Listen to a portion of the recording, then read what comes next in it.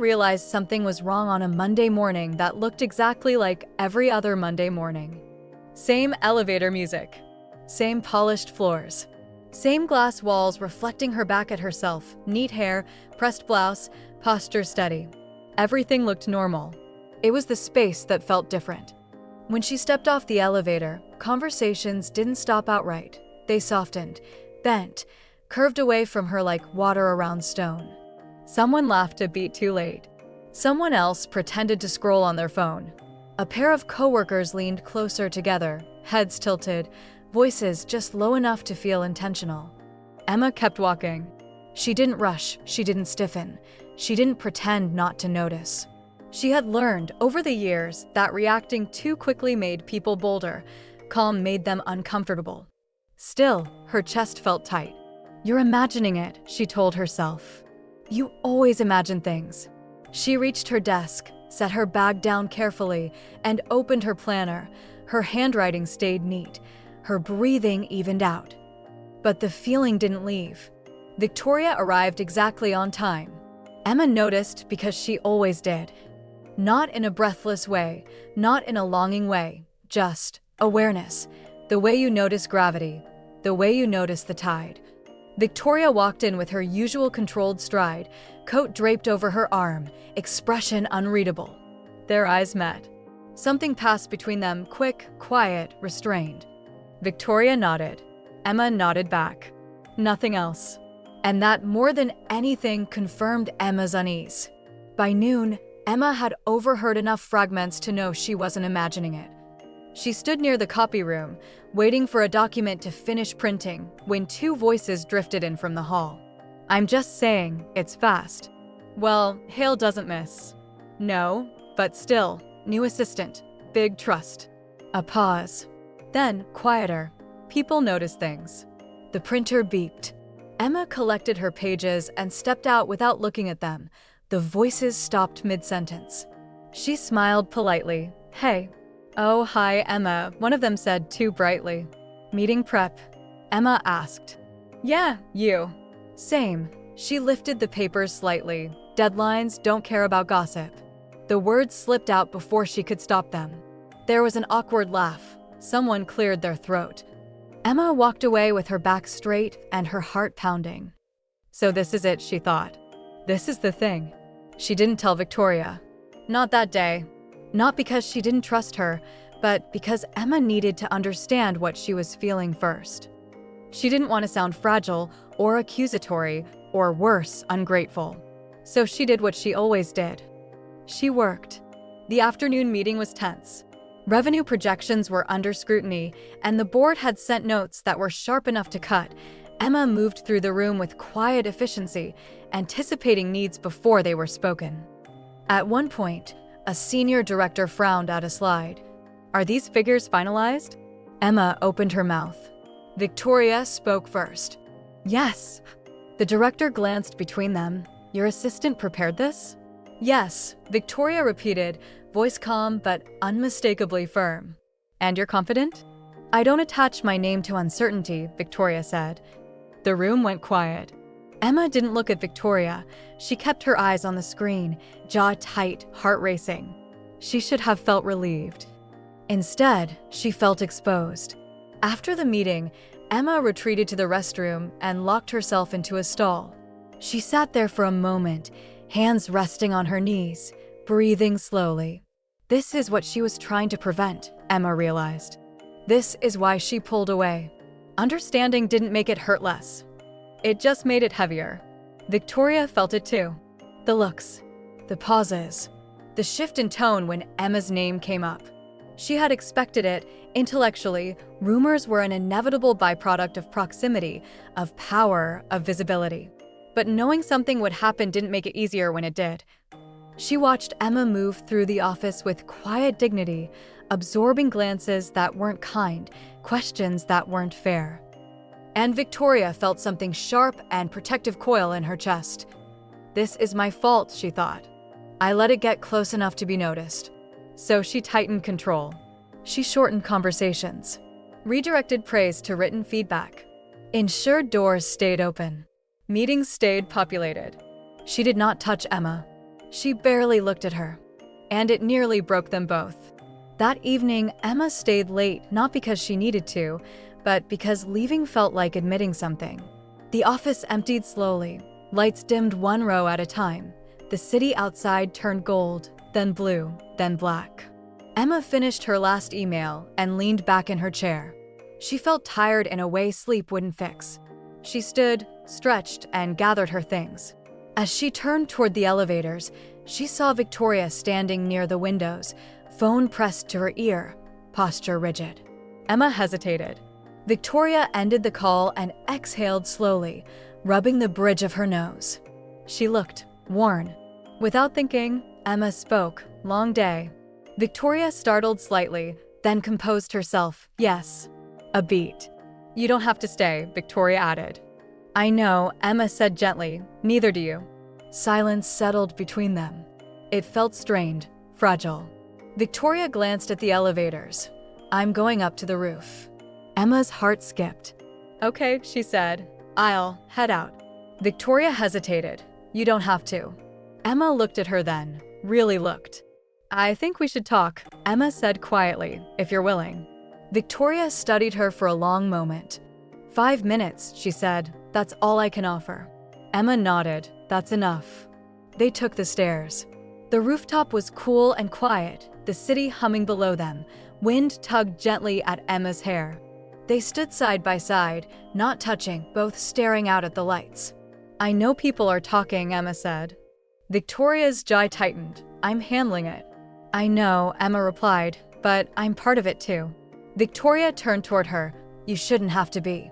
Emma met her gaze. I choose to be. The words hung between them. Victoria exhaled. This is exactly what I was trying to avoid. Emma nodded. I know. They stood there, tension thick, words pressing against both of them. Neither spoke, because both of them were afraid of what would happen if they did. The rumors didn't stay vague for long. They never did. By Tuesday morning, Emma could feel them solidifying, like fog turning into something with edges. People didn't just sense something anymore. They were starting to believe it. She heard her name spoken softly behind her as she passed the finance bullpen. She felt eyes follow her down the hall. When she stopped by the coffee machine, conversation didn't stop, but it bent, warped around her presence. Someone asked, "Are you busy?" in a tone that didn't mean busy. Someone else said, "Victoria's assistant," like it was a title with a footnote. Emma smiled anyway. She always smiled. Victoria noticed the shift in Emma before she noticed the shift in the office. Emma was still excellent, flawless, really, but something in her posture had changed. She held herself tighter, more contained, like she was bracing for impact. Victoria hated that. During a leadership sync, a board liaison leaned back in their chair and said casually, "Your assistant's very capable." It wasn't a compliment. Victoria's gaze sharpened. She is. The liaison tilted their head. You seem confident. I don't hedge when I'm right, Victoria replied.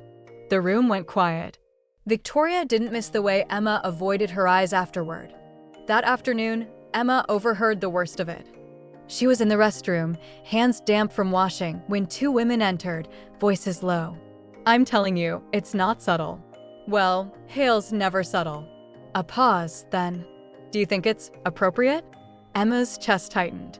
She stepped out of the stall before they could say more.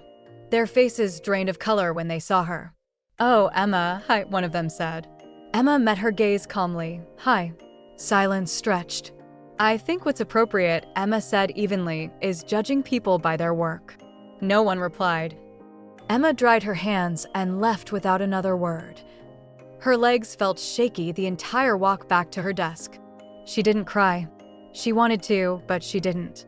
Instead, she opened a document and poured herself into numbers, timelines, projections. She reminded herself why she was here, why she had earned her place. I belong here, she thought. I worked for this. Still, doubt crept in. Not about her competence, but about the cost. Victoria called her into the office just before end of day. Emma stood when she entered, out of habit. You can sit, Victoria said gently. Emma did. I've heard the chatter, Victoria said. I want to be clear, you are not responsible for it. Emma nodded, I know. Victoria studied her face, do you? Emma hesitated. I know logically, emotionally, it's harder. Victoria's jaw tightened. I won't let this touch your career. I believe you, Emma said softly, but I also believe people. Victoria leaned forward slightly. People are wrong. Emma smiled faintly. Sometimes they're loud too. Silence settled. I can move you to a different reporting line, Victoria offered. Temporarily, it would stop speculation. Emma's heart sank. That feels like hiding, she said carefully, and I didn't do anything wrong. Victoria nodded slowly. No, you didn't. Another pause. Do you want me to? Victoria asked. Emma searched her face. No, she said. I want to stand where I earned. Victoria exhaled, something like pride flickering through her restraint. Then I'll stand with you, Victoria said, professionally, publicly. Emma swallowed. Thank you. They held each other's gaze for a moment longer than necessary. Then Victoria looked away first. The distance returned after that. Worse this time, because now Emma understood why. Victoria was protecting her, and in doing so, was cutting herself off. Emma felt the loss acutely. She missed the piano, missed the quiet after-hours conversations, missed the way Victoria used to soften when they were alone. She also understood something else now. If I stay, Emma thought, this won't stop. Thursday night, Emma found herself back on the rooftop alone. She hadn't planned to go there. Her feet had just carried her up the stairs without asking permission. The city lights blurred slightly as tears filled her eyes. I don't want to be the reason, she thought. I don't want to be a problem. Footsteps sounded behind her. She turned. Victoria stopped short when she saw Emma standing there. I didn't know you were up here, Victoria said. I didn't know I needed to be, Emma replied. They stood in silence, the distance between them heavy with things unsaid. You shouldn't have to deal with this, Victoria said quietly. Emma nodded, I know. Another pause. I can't keep doing this halfway, Emma said. It's starting to hurt more than it helps. Victoria's chest tightened. Emma. I'm not asking for anything, Emma continued. I just need to know, do you regret it? Victoria looked at her, eyes dark and honest. No, she said immediately, never. Emma's breath hitched. Then we'll figure it out, Emma said softly, one way or another. Victoria watched her, something aching and unresolved in her gaze. The email arrived Friday morning. It wasn't addressed to Emma. That was how she knew it mattered. She saw it when Victoria forwarded it to herself by mistake, or maybe on purpose. The subject line flashed briefly on Victoria's screen as Emma stepped into the office with her tablet. Internal optics / reporting structure. Emma's stomach dropped. Victoria closed the window immediately, but it was too late. I wasn't trying to look, Emma said quickly. I know, Victoria replied. Silence settled. Victoria exhaled slowly. They're asking questions. Emma nodded. I figured. Nothing official, Victoria added. Yet. Emma took a seat, hands folded in her lap. She felt strangely calm, like the fear had already burned through her and left something steadier behind. What kind of questions? Emma asked. Victoria hesitated. About perception, about proximity, about whether boundaries are clear. Emma almost laughed. Almost. And what did you say? That your performance speaks for itself, Victoria said, and that speculation isn't evidence. Emma looked at her, but boards don't like ambiguity, Victoria finished. Emma leaned back slightly, eyes fixed on the ceiling for a moment. So this is the part where it becomes real, she thought. Paper trails, meetings, words like optics. She lowered her gaze. Are you angry? Victoria frowned. At them? Yes, at you. Never. Emma nodded slowly. Okay. That one word carried a lot. The rest of the day passed under a strange quiet. Emma noticed how carefully Victoria managed her presence now, how she ensured others were always around, how she redirected praise to email threads, how she never closed her office door unless someone else was inside. It was professional. It was respectful. It also hurt. Emma didn't blame her. Still, by the time evening came, her chest ached with unsaid things. At 5:30, Emma packed her bag and stood. Victoria looked up. You're leaving early. On time, Emma corrected gently. Victoria studied her for a moment. Are you all right? Emma considered lying. I'm thinking, she said instead. About? About whether staying is fair, Emma replied, to either of us. Victoria stiffened. Emma. I know you're trying to protect me, Emma said quickly, and I'm grateful, truly, but protection that costs us both. I don't know if that's sustainable. Victoria stood and crossed the room. I won't let them push you out, she said firmly.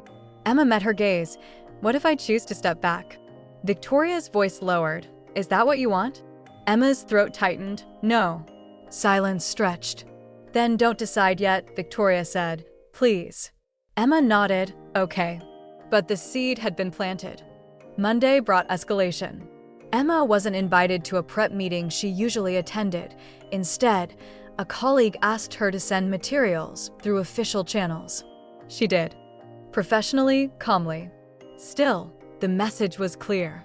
Later, she overheard someone say, "They're cleaning it up." Emma pressed her lips together and kept walking. I'm not messy, she thought. I'm human. Victoria was summoned to a closed-door conversation with 2 board members that afternoon. When she returned, her expression was colder than Emma had ever seen it. They want a formal adjustment, Victoria said quietly. Temporary reassignment, different reporting line. Emma's heart sank. So that's it, Emma said. They decide. They suggest, Victoria corrected. I decide. Emma searched her face and, what are you going to do? Victoria didn't answer immediately. They framed it as protection, she said finally, for you. Emma let out a humorless breath. Funny how protection always looks like removal. Victoria looked at her sharply. I won't let them erase you. I don't want to be defended like a liability, Emma said softly. I want to be trusted. Victoria's jaw tightened. You are trusted. Then act like it, Emma said, not harshly, just honestly. The words landed. That night, Emma didn't go home. She went back to the rooftop. The wind was stronger now, tugging at her sleeves. The city lights flickered below like something restless. She hugged her arms around herself. I don't want to leave, she thought. But I don't want to shrink either. Footsteps approached. She didn't turn this time. I knew you'd be here, Victoria said quietly. Emma swallowed. I didn't mean to run. You're not, Victoria said. You're thinking. Emma finally looked at her. I'm scared, Emma admitted. Not of rumors, of losing myself trying to make this easier for everyone else. Victoria's expression softened painfully. You won't, Victoria said. I won't let you. Emma shook her head. You can't control everything. I can control one thing, Victoria replied, whether I choose fear or truth. Emma's breath caught. And, she whispered. Victoria stepped closer, and I'm tired of letting fear speak for me. They stood inches apart now, not touching, the tension almost unbearable. Tomorrow, Victoria said, there will be a meeting, and I will be very clear. Emma searched her face. Clear how? Victoria met her gaze. That your value doesn't require explanation. Emma's eyes burned. Thank you, she whispered. Victoria nodded. Get some rest. Emma smiled faintly. You too. They parted without touching. But something had shifted. The board meeting was scheduled for 9 a.m. By 8:30, Emma already felt wrung out.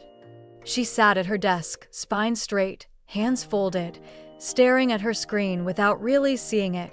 Her inbox pinged with routine emails. Calendar reminders slid by. The office filled with the low hum of anticipation that always preceded something important.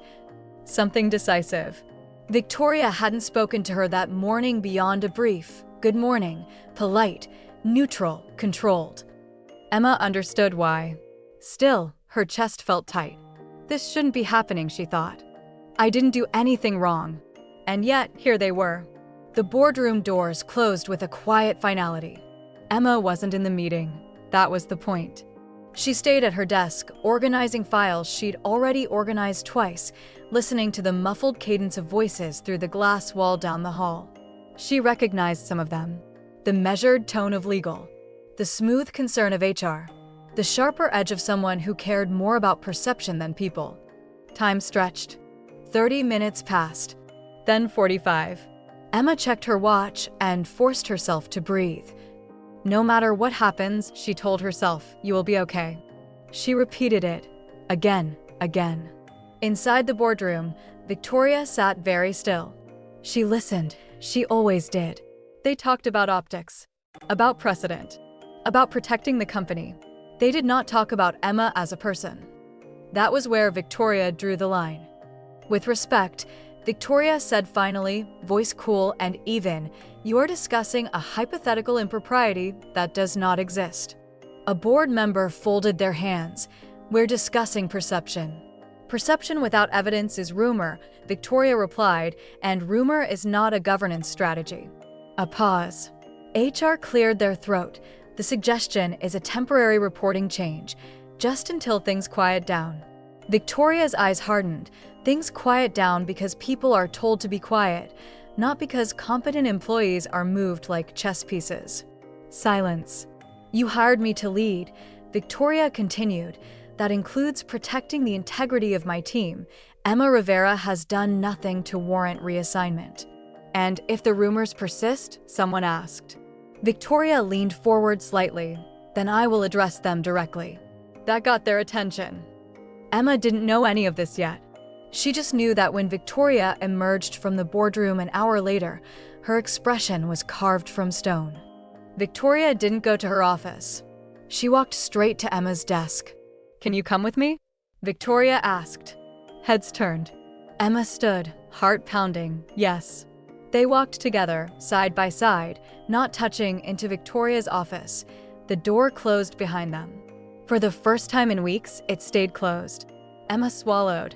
How bad was it? Victoria exhaled slowly, like she'd been holding her breath for an hour, contentious. Emma nodded. What did they decide? Victoria met her gaze. They suggested reassignment. I declined. Emma's breath caught. You declined? Yes. Emma's hands trembled slightly. Victoria. I was very clear. Victoria continued. Your role remains unchanged. Your performance record speaks for itself. Any further speculation will be addressed as a professionalism issue. Emma stared at her, stunned. You didn't have to do that, Emma said softly. Yes, Victoria replied. I did. Silence fell between them. Not tense. Heavy. Thank you, Emma whispered. I know that wasn't easy. Victoria's voice lowered. It was necessary. Emma searched her face. Did it cost you? Victoria hesitated. That's not your concern, she said. Emma frowned gently. It is if I matter to you. Victoria closed her eyes for a brief moment. Yes, she admitted. It cost me goodwill, leverage, some trust. Emma's chest tightened painfully. I never wanted to be that. Victoria opened her eyes. You weren't. I chose this. Emma stepped closer. I don't want you burning yourself to keep me warm. Victoria studied her. I don't burn easily. Emma gave a small, sad smile. Still. They stood there, close enough to feel each other's presence, far enough to remain professional. This doesn't mean the rumors stop, Victoria said quietly. I know, Emma replied. But it does mean you're not alone, Victoria added. Emma nodded, eyes bright. Neither are you. The rest of the day buzzed with aftermath. Word spread quickly, not the details, but the result. Emma stayed. No reassignment. No quiet demotion disguised as concern. Some people looked surprised. Some looked impressed. A few looked annoyed. Emma kept her head high. She did her job. And she felt something new settling in her chest. Resolve. That evening, Emma stayed late again. Not because she had to. Because she wanted to. The building emptied slowly. Lights dimmed. The city outside glowed. Emma finished one last task and stood, stretching slightly. She hesitated, then walked toward Victoria's office. The door was open. Victoria sat at her desk, jacket off, sleeves rolled slightly, staring at nothing. You okay? Emma asked softly. Victoria looked up. I am now. Emma leaned against the doorframe. Thank you for today. Victoria nodded. You deserved it. A pause. I don't know how this ends, Emma admitted, but I'm glad I stayed. Victoria's gaze softened. So am I. They held the look longer than they should have. Then Emma straightened. Good night. Good night, Emma. Emma walked away feeling steadier than she had in weeks.